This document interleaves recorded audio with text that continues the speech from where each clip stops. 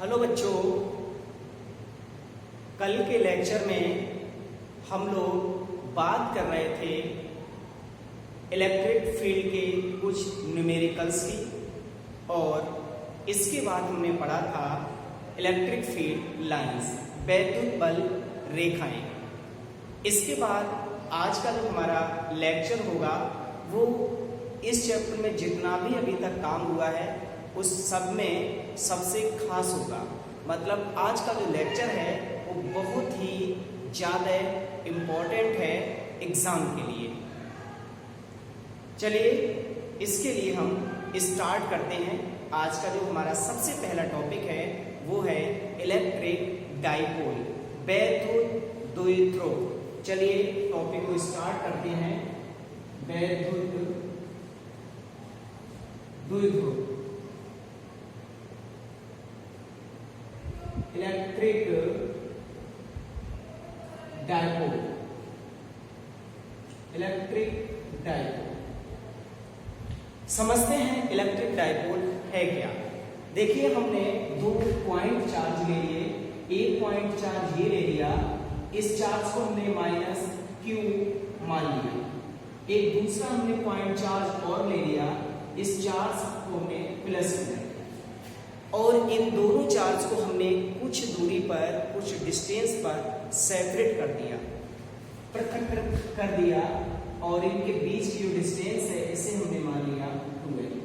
ये जो आपका समायोजन बना है यही इलेक्ट्रिक डाइपोल है। तो अब आप इससे देखकर इसे बहुत इजीली डिफाइन कर सकते हैं, परिभाषित कर सकते हैं कि इलेक्ट्रिक डाइपोल है क्या।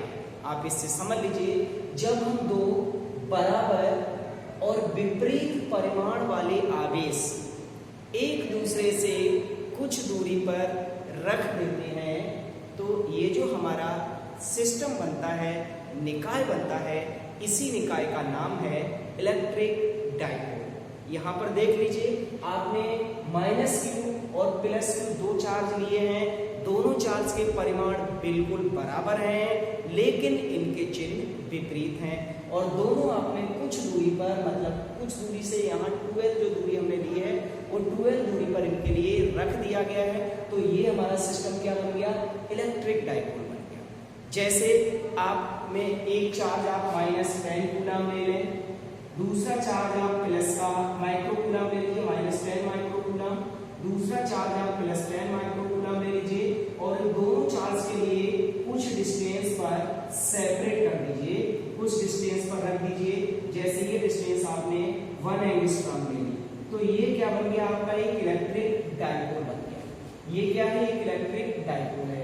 ऐसे ही आपने एक चार्ज माइनस 5 माइक्रो कूलम ले लिया, एक चार्ज आपने प्लस 6 माइक्रो कूलम ले लिया और दोनों को आपने कुछ दूरी पर 2 एंगस्ट्रॉम ले सेपरेट कर दिया।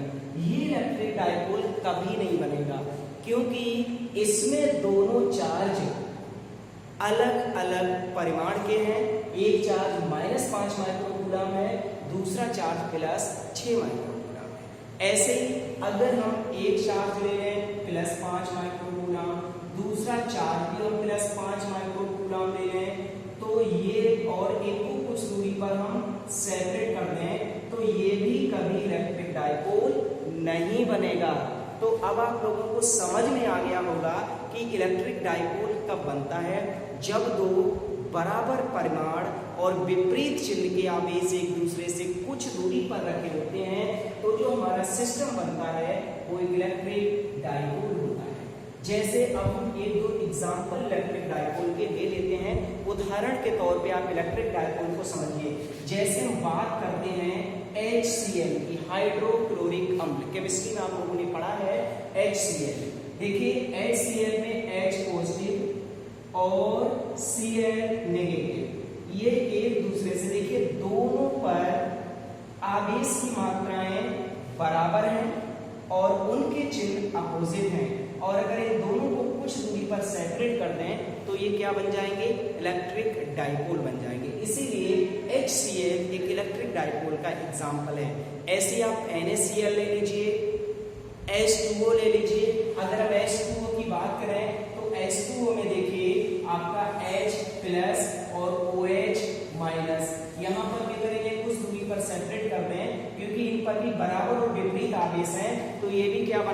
इलेक्ट्रिक डाइपोल बनाएंगे। तो अब आप लोगों को ये क्लियर हो गया होगा कि इलेक्ट्रिक डाइपोल है क्या। जब दो बराबर तथा विपरीत परिमाण के जब दो बराबर परिमाण और विपरीत चिन्ह के आवेश एक दूसरे से कुछ दूरी पर रखे होते हैं तो वो जिस निकाय की रचना करते हैं उसी निकाय को वैद्युत द्विध्रुव कहते हैं। अब आता है वैद्युत द्विध्रुव आघूर्ण, इलेक्ट्रिक डाइपोल मूवमेंट। चलिए, इलेक्ट्रिक डाइपोल मूवमेंट, वैद्युत द्विध्रुव आघूर्ण, वैद्युत द्विध्रुव आघूर्ण, इलेक्ट्रिक डाइपोल मूवमेंट। बहुत ज्यादा इंपॉर्टेंट टॉपिक है ये, एग्जाम में इलेक्ट्रिक डाइपोल मूवमेंट बहुत पूछा जाता है। वैद्युत द्विध्रुव आघूर्ण क्या है? वैद्युत द्विध्रुव आघूर्ण से पहले आप लोग वैद्युत द्विध्रुव तो सीख चुके हैं कि वैद्युत द्विध्रुव क्या है। जैसा कि आप लोगों ने पढ़ लिया था कि जब हम दो बराबर परिमाण और विपरीत प्रकृति के आवेश एक दूसरे से कुछ दूरी, मतलब वो हमने 2L ले ली, कुछ दूरी पर रख दिया जाए तो ये जो आपका निकाय बनता था, इसी निकाय का नाम है इलेक्ट्रिक डाइपोल। लेकिन अब हमें पढ़ना है इलेक्ट्रिक डाइपोल मूवमेंट। तो इलेक्ट्रिक डाइपोल मूवमेंट है क्या? देखिए, इन दोनों आवेशों में से आप किसी भी एक आवेश का परिमाण उठा लीजिए, परिमाण तो दोनों के बराबर हैं, आप किसी भी एक आवेश का परिमाण उठा लीजिए और उस परिमाण की इन दोनों आवेशों के जो बीच की दूरी 2L है इससे मल्टीप्लाई कर दीजिए और मल्टीप्लाई करने पर जो आपको मिलता है यही इलेक्ट्रिक डाइपोल मूवमेंट है। बहुत सिंपल सी डेफिनेशन है। इलेक्ट्रिक डाइपोल मूवमेंट की परिभाषा क्या हुई? वैद्युत द्विध्रुव के किसी एक आवेश के परिमाण और दोनों आवेशों के बीच की दूरी के गुणनफल को वैद्युत द्विध्रुव आघूर्ण कहते हैं। देखिए, फार्मूले के अनुसार इसकी जो यूनिट हो जाएगी, Q आवेश है, इसकी यूनिट कूलाम होती है, 2L मीटर, 2L क्या है? दूरी है और इसका मात्रक मीटर होता है। अब हम इसकी विमा देखेंगे। विमा फार्मूले के अकॉर्डिंग इसकी विमा बन जाएगी। कूलाम की विमा आपको पता है, आप लोग फर्स्ट लेक्चर में कूलाम की विमा पढ़ चुके हैं। कूलाम आवेश का मात्रक है और आवेश की विमा पढ़ चुके हैं, 80 होती है। मीटर दूरी का मात्रक है और ये भी आपको रटा हुआ है, L होता है। अगर तीनों को कंबाइन करके लिखेंगे तो ये विमा हो जाएगी LTA। तो ये आपकी विमा LTA हो गई, वैद्युत द्विध्रुव आघूर्ण की। इसके बाद बात करते हैं हम राशि की। ये राशि कैसी है? जो वैद्युत द्विध्रुव आघूर्ण है, इलेक्ट्रिक डाइपोल मूवमेंट है, वो एक सदिश राशि होती है और जब ये राशि सदिश है तो डेफिनेटली इसकी कोई ना कोई डायरेक्शन तो होगी। अब इसकी डायरेक्शन क्या होती है? इसकी एग्जाम में डायरेक्शन भी लिखने को आती है कि इलेक्ट्रिक डाइपोल मूवमेंट की डायरेक्शन कहाँ, किधर से किधर होती है। तो देखिए, इलेक्ट्रिक डाइपोल मूवमेंट की जो डायरेक्शन होती है वो दोनों आवेशों को मिलाने वाली ये जो लाइन आपको दिखा दे रही है, इस लाइन के अनुदिश, इस रेखा के अनुदिश माइनस आवेश से प्लस आवेश की ओर होती है। और इस इलेक्ट्रिक डाइपोल मूवमेंट को थोड़ा सा डार्क करके, मोटा करके दिखाते हैं, जो हमारी एक ऑर्डिनरी, एक साधारण जो लाइन होती है उससे बिल्कुल अलग दिखाई दे, इसीलिए हम इलेक्ट्रिक डाइपोल के लिए थोड़ा सा मोटा कर देते हैं। हमने यहाँ पर इलेक्ट्रिक डाइपोल के लिए थोड़ा मोटा करके दिखा दिया है। तो डायरेक्शन आप लोगों को क्लियर हो गई। इलेक्ट्रिक डाइपोल मूवमेंट की जो डायरेक्शन होती है वो दोनों आवेशों को मिलाने वाली रेखा के अनुदिश ऋण आवेश से धन आवेश की ओर होती है। और हम इसके लिए यहाँ पर P लिख देंगे और P के ऊपर वेक्टर लगा देंगे। तो ये थी बात आपकी इलेक्ट्रिक डाइपोल मूवमेंट की। इलेक्ट्रिक डाइपोल मूवमेंट की परिभाषा, उसका मात्रक, उसकी विमा, वो राशि कैसी है और उसकी दिशा क्या है। तो ये इलेक्ट्रिक डाइपोल मूवमेंट था। अब हम इलेक्ट्रिक डाइपोल मूवमेंट से ही रिलेटेड बड़े इंपॉर्टेंट दो क्वेश्चन पढ़ेंगे। इलेक्ट्रिक डाइपोल की वजह से किसी बिंदु पर हमें तीव्रता का व्यंजक निकालना है। ये बड़ा इंपॉर्टेंट टॉपिक है। इलेक्ट्रिक डाइपोल की वजह से इलेक्ट्रिक डाइपोल की अक्ष पर तीव्रता का व्यंजक निकालने को आता है और इलेक्ट्रिक डाइपोल की वजह से इलेक्ट्रिक डायपोल की निरक्ष पर तीव्रता का व्यंजक निकालने पाता है। इन दोनों व्यंजक के लिए हम ड्राइव करेंगे, ये फार्मूले बहुत ही ज़्यादा इंपॉर्टेंट हैं। तो चलिए अब हम आगे इसी चैप्टर में बढ़ते हैं और सबसे पहले इलेक्ट्रिक डायपोल की वजह से अक्ष पर तीव्रता का व्यंजक याद करते हैं। चलिए तो अब हमारा जो टॉपिक है वो है वैद्युत द्विध्रुव के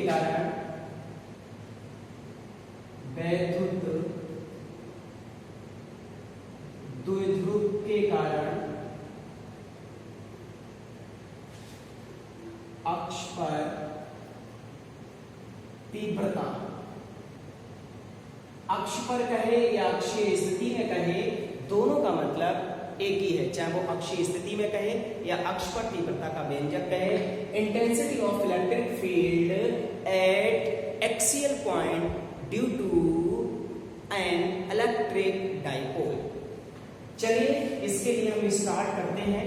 तो देखिए हमने सपोज कर लिया कि ये जो आपको दिखाई दे रहा है ए बी, इसका नाम हमने रख दिया है ए बी, और इसमें हमने दो बराबर और विपरीत प्रकृति के आवेश ले लिए हैं। एक आवेश हमने माइनस क्यू ले लिया है और एक आवेश हमने प्लस क्यू ले लिया है और इसका नाम हमने ए बी रख दिया है, और दोनों आवेशों के बीच की जो डिस्टेंस है उस डिस्टेंस को हमने 2L ले लिया है, और ये जो आपका बना है इसका नाम है इलेक्ट्रिक डायपोल। देखिए दो बराबर और विपरीत प्रकृति के आवेश यहाँ 2L दूरी पर रखे हुए हैं, इसीलिए ये क्या है, एक इलेक्ट्रिक डायपोल है। तो हमने मान लिया ए बी एक इलेक्ट्रिक डायपोल है जो निर्वात या वायु में रखा हुआ है। इस डायपोल के मध्य बिंदु, ये मध्य बिंदु हमने इसका मिडिल पॉइंट ओ ले लिया, मिडिल पॉइंट ओ से स्मॉल आर डिस्टेंस पर इसकी अक्ष पर कोई बिंदु हमने ले लिया P, ये अक्ष है, इसकी अक्ष पर, इसकी एक्सिस पर कोई बिंदु हमने P ले लिया। देखिए इलेक्ट्रिक डायपोल के अंदर से होकर जो लाइन आगे तक, कितनी भी आगे तक ही जा सकती है, जाती है, इसी लाइन को अक्ष कहते हैं। जो लाइन इलेक्ट्रिक डायपोल के अंदर से होकर पास होती है, कहीं पर भी आगे जा सकती है, ऐसी ये पीछे किधर भी जा सकती है, कितनी भी दूर जा सकती है, तो ये लाइन हमारी क्या है, एक अक्ष है। ठीक है, तो इस अक्षीय स्थिति में हमने कोई एक बिंदु P ले लिया, जरूरी नहीं वो बिंदु यहाँ पर हो, वो बिंदु और इधर हो सकता है और आगे हो सकता है, वो बिंदु आप इधर भी ले सकते हैं, ये भी जरूरी नहीं है कि बिंदु आपको इधर ही लेना है, वो बिंदु आप इधर कहीं आगे इस तरीके से बढ़ाकर आगे भी ले सकते हैं। ठीक है, आपको अक्ष पर कहीं पर भी पॉइंट ले लेना है और उस पर आपको इस डायपोल की वजह से तीव्रता का फार्मूला ड्राइव कर देना है। तो चलिए ए बी हमने मान लिया इलेक्ट्रिक डायपोल है जिसकी लंबाई 2L है, इसके मिडिल पॉइंट O से स्मॉल r दूरी पर कोई बिंदु P है जिस पर हमें इस डायपोल की वजह से तीव्रता का व्यंजक ज्ञात करना है। अब बड़ा इंपॉर्टेंट पॉइंट यहाँ पर आया है, देखिए इस डायपोल में दो चार्ज है, होते हैं डायपोल में दो चार्ज, एक जो प्लस क्यू आवेश है, ये प्लस क्यू आवेश बिंदु P पर तीव्रता देगा, और जो माइनस क्यू आवेश है ये भी बिंदु P पर तीव्रता देगा, और जो दोनों तीव्रताओं का परिणामी होगा, रिजल्टेंट होगा, वही इस पूरे डायपोल की वजह से बिंदु P पर तीव्रता हो जाएगी। तो हमें क्या काम करना पड़ेगा, सबसे पहले आप प्लस क्यू आवेश की वजह से बिंदु P पर तीव्रता निकालिए, माइनस क्यू आवेश की वजह से बिंदु P पर तीव्रता निकालिए, और इसके बाद देखिए अगर इन दोनों तीव्रताओं की दिशा एक ही है तो परिणामी जोड़ के निकाल दीजिए, और अगर दोनों की दिशाएं विपरीत हैं तो परिणामी घटा के निकाल दीजिए, जैसा कि परिणामी निकालना हम आपको पिछले लेक्चर में बता चुके हैं। तो प्लस क्यू आवेश की वजह से बिंदु P पर जो तीव्रता है वो हमने मान ली E1, और माइनस क्यू आवेश की वजह से जो बिंदु P पर तीव्रता है वो तीव्रता हमने E2। अब बहुत से हमारे स्टूडेंट ऐसे होंगे जिनके मन में ये प्रश्न उठ रहा होगा कि ये जो E1 है इसे इधर ही क्यों दिखाया, E2 को इधर ही क्यों दिखाया, E2 को हमने इधर क्यों नहीं दिखाया। ये भी प्रश्न बहुत से बच्चों के मन में उठ रहा होगा। तो ये हम आप लोगों को बहुत अच्छे से पिछले लेक्चर में समझा चुके हैं कि प्लस क्यू आवेश की वजह से तीव्रता हमेशा आवेश से दूर होती है, इसीलिए यहाँ पर प्लस क्यू आवेश की वजह से जो बिंदु P पर तीव्रता है वो आवेश से दूर भाग रही है। देखिए E1 इधर के लिए दूर भाग रही है। और आपको बताया था कि माइनस क्यू आवेश की वजह से जो तीव्रता होती है वो हमेशा माइनस आवेश की ओर होती है, इसीलिए जो E2 का हमने मुंह दिखाया है, जो E2 का एरो दिखाया है वो माइनस आवेश की ओर दिखाया, मतलब वो इधर के लिए दिखाया। अब क्लियर हो गया आप लोगों को कि हमने E1 और E2 इस तरीके से क्यों लिया है। अब चलिए अब हम आगे बढ़ते हैं इसमें। अब आप चित्र से देख लीजिए E1 और E2 दोनों की डायरेक्शन अपोजिट लगी हुई है, दोनों विपरीत दिशा में लगे हुए हैं, इसीलिए यहाँ पर जो हम परिणामी निकालेंगे वो घटाकर निकालेंगे। परिणामी निकालने से पहले हमें E1 और E2 की वैल्यू लिखनी पड़ेगी। तो सबसे पहले हम बात करते हैं प्लस क्यू आवेश के कारण, प्लस क्यू आवेश के कारण P पर तीव्रता, प्लस क्यू आवेश के कारण P पर तीव्रता कितनी हो जाएगी, ये E1 है और 1/4 पाई एप्सिलॉन 0 कितनी हो जाएगी, E1 1/4 पाई एप्सिलॉन 0 और प्लस क्यू आवेश की वजह से है तो Q अपॉन तीव्रता जो एक अकेले आवेश की वजह से होती है वो हमने प्रूफ की थी 1/4 pi epsilon 0 Q upon R square होता है। R यहाँ पर R का मतलब ये नहीं कि आपने रट लिया कि R स्क्वायर ही लगेगा। R जो है हमेशा आवेश और उस बिंदु के बीच की दूरी होती है जिस बिंदु पर हमें तीव्रता ज्ञात करनी है। तो आवेश देखिए प्लस क्यू आवेश का यहाँ रखा हुआ है और बिंदु आपका P ये है, तो इस आवेश और इस बिंदु के जो बीच की दूरी होगी वही इसमें R होगा। तो यहाँ पर R की जगह पर आप लगा देंगे PV का स्क्वायर, ठीक है, ये PV का स्क्वायर हो जाएगा और इसकी जो डायरेक्शन होगी वो देखिए किधर है, E1 की जो डायरेक्शन है वो दूर भाग रहा है, तो ये हम दिशा इसकी दिखा देंगे B से P की, इसकी जो डायरेक्शन होगी वो B से P की ओर होगी, ठीक है, ये इसकी डायरेक्शन है। 1/4 पाई एप्सिलॉन 0 Q अपॉन, अब आपको PV की वैल्यू निकालनी है। PV यहाँ पर क्या होगा, PV देखिए ये दूरी है, बहुत ध्यान देने की बात है। PV दूरी कैसे निकालेंगे, अगर इस पूरी दूरी में से हम इतनी दूरी को माइनस कर दें तो आपको PV दूरी पता चल जाएगी। ये पूरी दूरी है आपकी R मतलब OP और माइनस ये जो दूरी है आपकी वो है OB। अगर इसे घटा दिया जाए तो ये आपको PV पता चल जाएगी। अब हम वैल्यू लगा देते हैं 1/4 pi epsilon 0 Q upon OP क्या है, OP R है और माइनस OB क्या है, OB देखिए ये दूरी L हो जाएगी। L इसलिए हो जाएगी क्योंकि डायपोल, पूरे डायपोल की लंबाई 12 है और O इसका मध्य बिंदु है, इसीलिए ये दूरी बराबर बराबर बट जाएगी, ठीक है। तो ये L हो जाएगी, वो भी यहाँ पर L का स्क्वायर, ये E1 आ गया, इसे इक्वेशन नंबर नाम दे देंगे 1। अब हम बात करते हैं माइनस क्यू आवेश की वजह से बिंदु P पर तीव्रता। तो देखिए माइनस क्यू आवेश के कारण तीव्रता, माइनस क्यू आवेश के कारण तीव्रता निकालेंगे, इसका नाम E2 रख देंगे 1/4 पाई एप्सिलॉन 0 Q अपॉन यहाँ पर भी दूरी का स्क्वायर। अब सबसे पहले देखिए दूरी यहाँ पर क्या है, आपको बताया था कि जो नीचे R स्क्वायर इसमें आता है तीव्रता में, R हमेशा आवेश से उस बिंदु तक की दूरी होती है जिस बिंदु पर हमें तीव्रता ज्ञात करनी है। इस बार हम तीव्रता इस आवेश की वजह से निकाल रहे हैं, इसीलिए जो हम दूरी लगाएंगे वो इस माइनस क्यू आवेश से बिंदु P तक की लगाएंगे, अर्थात ये दूरी आपकी AP होगी। तो यहाँ पर हम लगा देंगे AP का स्क्वायर और इसकी जो डायरेक्शन होगी इस बार ये देखिए ये E2 है और E2 देखिए किधर जा रहा है, ये P से A की ओर भाग रहा है, P arrow 1/4 pi epsilon 0 Q upon, अब एपी कितना आएगा, एपी, ये पूरी दूरी एपी कितनी होगी, अगर इस आर में हम ये दूरी जोड़ दें, मतलब ये हो जाएगा आपका ओपी प्लस एओ, ओपी प्लस एओ का स्क्वायर।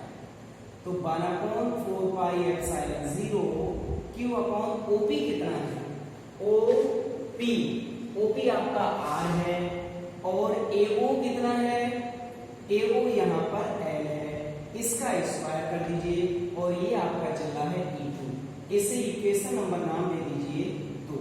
अब यहाँ पर एक चीज है, कुछ हमारे स्टूडेंट ये सोच रहे होंगे कि ये तो आवेश माइनस था, माइनस क्यों था, फिर यहाँ पर हमने माइनस क्यों नहीं लिया, प्लस क्यों लगाया।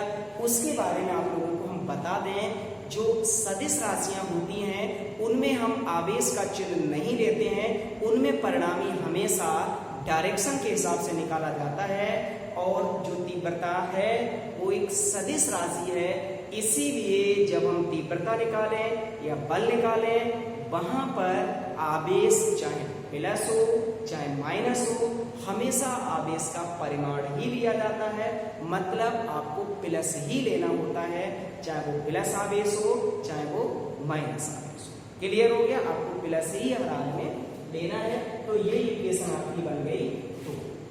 तो ये E1 और E2 की वैल्यू थी, अब इसमें कुछ नहीं है। अब देखिए बिंदु P पर जब आप परिणामी तीव्रता निकालेंगे तो E1 और E2 देखिए दोनों तीव्रताएं अपोजिट डायरेक्शन में लगी हुई हैं, अपोजिट डायरेक्शन में लगने की वजह से परिणामी तीव्रता हम घटा के निकाल देंगे। अब यहाँ से देखिए हमें थोड़ा सा मिटाना पड़ेगा, यहाँ तक क्लियर हो गया। अब तो यहाँ पर हम देख लेते हैं P पर परिणामी तीव्रता, परिणामी तीव्रता, P पर जो परिणामी तीव्रता होगी वो E बराबर हो जाएगी E1 माइनस E2। अब एक चीज हम आप लोगों को और क्लियर करा दें कि यहाँ पर हमने E1 माइनस E2 ही क्यों किया, हमने E2 माइनस E1 क्यों नहीं किया। हमेशा बड़े में से छोटा घटाया जाता है, बड़ा यहाँ पर E1 होगा और E2 छोटा होगा, इसलिए बड़ा होगा ये E1, क्योंकि E1 में नीचे R माइनस L आ रहा है, मतलब इसका जो E1 का हर है वो E2 वाले से छोटा है, और जिसका हर छोटा होता है उसका परिणामी हमेशा बड़ा आता है, इसीलिए E1 की वैल्यू E2 से बड़ी है। अब आप वैल्यू लगा दीजिए, ये वैल्यू E1 की वैल्यू देखिए आपके सामने रखी हुई है 1/4 pi epsilon 0 Q upon R minus L का होल स्क्वायर, और माइनस E2 की वैल्यू देखिए आपकी 1/4 पाई एप्सिलॉन 0 और Q upon R plus L का होल स्क्वायर। E1 और E2 हमने दोनों की वैल्यू लगा दी, अब इसमें कैलकुलेशन बची हुई है 1/4 पाई एप्सिलॉन 0 इनटू में Q, इसे बाहर कर दीजिए, और 1/R माइनस L का होल स्क्वायर बचेगा, माइनस 1/R प्लस L का होल स्क्वायर बचेगा। यहाँ से 1/4 पाई एप्सिलॉन 0 इनटू में Q, देखिए जब हम एलसीएम लेंगे तो एक ब्रैकेट में R माइनस L का होल स्क्वायर आएगा, एक ब्रैकेट में R प्लस L का होल स्क्वायर आएगा, और ऊपर आपका बचेगा R प्लस L का whole square minus R minus L का होल स्क्वायर। ये सिंपल सी कैलकुलेशन है, आप लोग 12th के स्टूडेंट हैं तो हम उम्मीद करते हैं कि इतनी कैलकुलेशन तो आप लोगों को आती ही होगी। तो अब इसके लिए हम आगे बढ़ाते हैं। अब हम ऊपर इसका होल स्क्वायर खोलेंगे, जब होल स्क्वायर खोलेंगे तो ये आ जाएगा 1/4 पाई एप्सिलॉन 0 इनटू में Q। जब ऊपर हम इसका होल स्क्वायर खोलेंगे तो ये आएगा आपका, या फिर इधर लिख देते हैं थोड़ी जगह के ऊपर दिक्कत आएगी, E बराबर 1/4 पाई एप्सिलॉन 0 इनटू में Q। इसका होल स्क्वायर खोलिए R प्लस L का, तो ये R square plus L square plus का 2RL आएगा। इसका होल स्क्वायर खोलेंगे तो R square plus L square minus 2RL आएगा, लेकिन माइनस बाहर होने की वजह से अंदर के चिन्ह बदल जाएंगे, R स्क्वायर माइनस हो जाएगा, L स्क्वायर माइनस हो जाएगा, और 2RL इसका प्लस हो जाएगा। अपॉन में चल रहा है, अब इस पर ध्यान दीजिए, थोड़ी देर के लिए आप अपने दिमाग से इस होल स्क्वायर को हटा दीजिए। एक ब्रैकेट में a माइनस बी और दूसरी ब्रैकेट में a प्लस बी, और ये होता है a square minus B square. तो नीचे बन जाएगा R square minus L square का होल स्क्वायर बराबर 1/4 पाई एप्सिलॉन 0 इनटू में क्यू। अब देखिए ऊपर एल स्क्वायर से L square cancel, R square से आर स्क्वायर कैंसिल, 2rl जोड़कर हो जाएंगे 4rl, और अपॉन में R square minus L square का होल स्क्वायर। अब एक बड़ी इंपॉर्टेंट बात यहां पर निकल गई है। देखिए जो 12 दूरी आप लोगों ने दोनों आवेशों के बीच की ली थी, वो बहुत छोटी दूरी होती है। बहुत छोटी का मतलब वो दूरी आपके एंगस्ट्रॉम की कोटि की होती है, माइक्रोन की कोटि की होती है, फर्मी की कोटि की होती है। मतलब 10 की power -10 metre, -15 metre, -20 metre, -30 metre, -40 metre ऐसी होती है। और जो आर दूरी है वो काफी बड़ी होती है, वो मिलीमीटर में होती है, सेंटीमीटर में होती है। तो इसीलिए जो एल स्क्वायर होगा वो आर स्क्वायर की तुलना में बहुत छोटा हो जाएगा, क्योंकि देखिए एल तो अपने आप में वैसे भी छोटा था, और जब आप उसका स्क्वायर कर देंगे तो वो और भी छोटा हो जाएगा। जैसे हम बताते हैं आप लोगों को, अगर 10 की पावर -10 है, जब हम 10 की पावर -10 का स्क्वायर करते हैं तो वो 10 की पावर -20 हो जाता है। मतलब एकदम से कितना और छोटा ये हो गया। तो यहाँ जो एल स्क्वायर है वो आर स्क्वायर की कंपैरिजन में बहुत छोटा है, इसीलिए एल स्क्वायर को छोड़ देंगे। यहाँ पर आपको एक लाइन लिखनी पड़ेगी कि यहाँ एल स्क्वायर आर स्क्वायर की तुलना में बहुत सूक्ष्म है, अतः एल स्क्वायर को छोड़ने पर। चलिए तो एल स्क्वायर को लेफ्ट करते हैं, इसे लेफ्ट कर देते हैं, तो ये बचेगा आपका 1/4 पाई एप्सिलॉन 0 इनटू में क्यू, और ऊपर 4rl, और नीचे जब एल स्क्वायर हटाएंगे छोड़ेंगे तो r की पावर 4 आ जाएगा। 1/4 पाई एप्सिलॉन 0 इनटू में क्यू, एक r से एक r कैंसिल हो जाएगा, 4l अपॉन r की पावर 3 बचेगा। अब यहां पर हम इसके लिए थोड़ा सा एडजस्ट करते हैं। ये देखिए जो 4l है, इस 4l को 2l इंटू 2 लिख देते हैं। इसके लिए 4l को क्यों ऐसा ही रहेगा, 4l को 2l इंटू में 2 लिख दीजिए, और अपॉन r की पावर 3 चल रहा है। ये हमने जानबूझ के ऐसा किया है क्योंकि q इंटू 2l अभी आप लोगों ने पढ़ा था, ये वैद्युत द्विध्रुव आघूर्ण P होता है, इसीलिए q इंटू 2l को हम लिख देंगे P। तो फाइनली देखिए आपका E क्या हो गया, इसे इधर लिख देते हैं। E क्या हो गया, तो E बराबर आपका आ गया 1/4 पाई एप्सिलॉन 0, और ये 2p अपॉन r की पावर 3। ये आपका अक्षीय स्थिति में तीव्रता का व्यंजक हो गया किसी वैद्युत द्विध्रुव के कारण। क्लियर हो गया, बहुत इंपॉर्टेंट टॉपिक था ये। अब हम इसकी दिशा और बता देते हैं, फाइनली इसकी दिशा क्या होगी। देखिए जब हम दो राशियों का परिणामी निकालते हैं तो दिशा हमेशा परिणामी की वही होती है जो दिशा बड़े वाले की होती है। यहाँ पर देखिए बड़ा यहाँ पर EB है और E1 है, सो बड़ा, और E1 की दिशा क्या है, E1 जो है P से दूर भाग रहा है, मतलब B से P की ओर है। तो इसकी जो ओवरऑल डायरेक्शन होगी वो हो जाएगी किधर के लिए, B से P का मतलब है कि परिणामी की जो डायरेक्शन हो जाएगी वो A से B की ओर हो जाएगी, A से B की ओर हो जाएगी। तो ये डेरिवेशन हमारा अक्षीय स्थिति के कारण वैद्युत क्षेत्र की तीव्रता का व्यंजक